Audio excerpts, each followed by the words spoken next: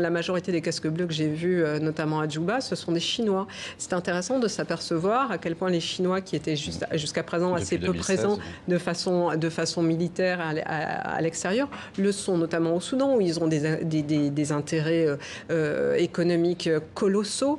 Et pour l'instant, les Chinois jouent un rôle dans ce conflit sud-soudanais. Je pense qu'il faudrait en parler.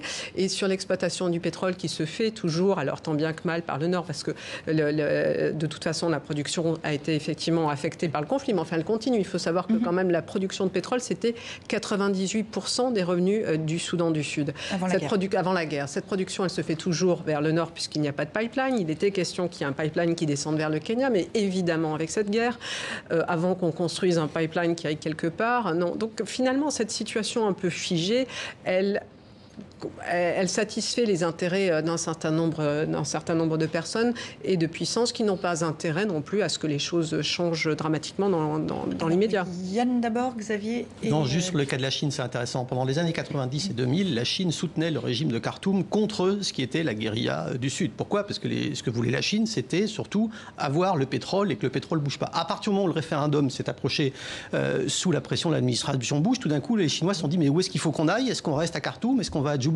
Du coup, ils ont fait un peu des deux, parce qu'effectivement, comme le pétrole part d'un endroit et va vers l'autre pour pouvoir exporter, il fallait qu'il soit des deux côtés. Donc l'intérêt de la Chine, il a été totalement opportuniste, et je dirais encore beaucoup plus opportuniste que celui des Américains de ce point de vue. Et pour terminer sur la Chine, peut-être ne faudrait-il pas trop attendre aussi de ce qu'on a présenté comme une diplomatie expérimentale chinoise à vocation humanitaire à l'époque aujourd'hui. Bon, à voir.